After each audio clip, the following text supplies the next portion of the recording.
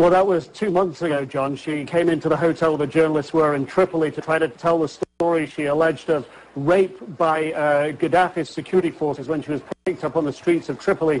And people will remember seeing those images of her being very brutally bundled up, a bag put over her head, taken out of the hotel, taken into custody. And she really did drop out of sight.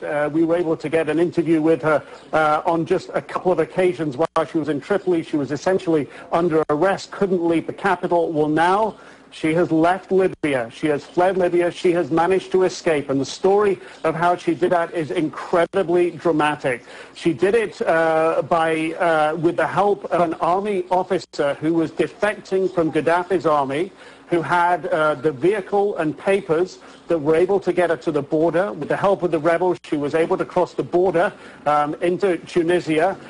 When we met up with her yesterday, she, still at that stage, was not clear about what she wanted to do.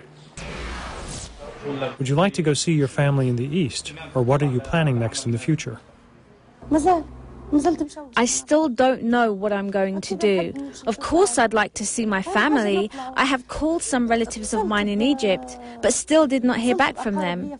No, I did not rush. I walked to my cousin's house, and we all met then, rode in the same car.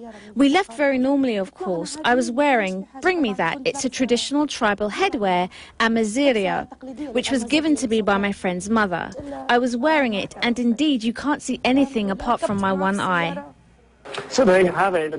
More details she was explaining there of how she managed to get out, not only having the assistance of a defecting army officer whose papers allow them to travel the mountain roads, get to the border, meet with rebels, get themselves across the border into Tunisia, but she was wearing essentially a piece of clothing that kept her face concealed.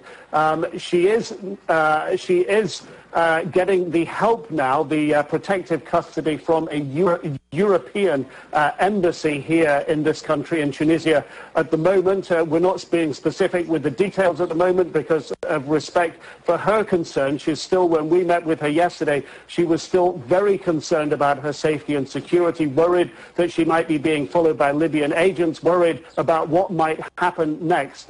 This has taken her 2 months now to be able to win her freedom and get out of the country. She has really become, in that time, and in particular from the moment she came into that hotel in Tripoli, become a symbol of all that people are worried about in Libya, about the oppression and lack of people's freedom of rights to express themselves, and in her case, about the brutality she received at the hands of the forces of Muammar Gaddafi's regime. John? Let me ask you more about that, because it was a shocking story she told. Was there ever any indication that anyone had been punished for what she says she endured?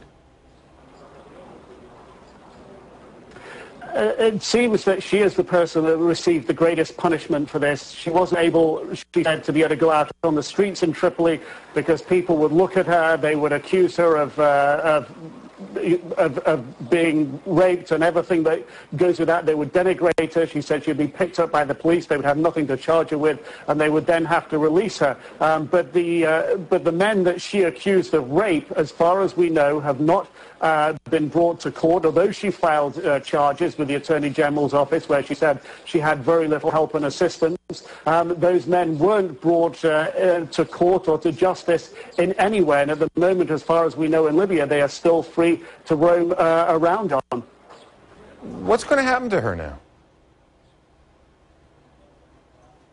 Well, she will have a number of choices. She said that she would like to be able to see her family. She is in sort of protective diplomatic custody with a European embassy. They are trying to help her and no doubt facilitate whatever she wants to do. No doubt the opposition, the Libyan opposition, will want to meet with her. She has become a very big symbol for them as well. Her Facebook page has been filled with thousands and thousands and thousands of people following every movement. There's undoubtedly going to be huge demands on her for her attention, what she has to say, and this will be a very, very difficult period for her. She's been under intense psychological pressure for the last 2 months, very very, very difficult, I think, for any of us to imagine what that would be like, to go through the emotional and psychological trauma of brutal rape and then to live under essential imprisonment in a city where the regime is hostile to you. You don't know what your fate is from one day to the next. It's not in your hands. And now suddenly to be presented after all that time with her freedom, after it must have been an incredibly anxiety-filled trip to get across the border, now to have that freedom and those opportunities, it is going to be very, very difficult for her to know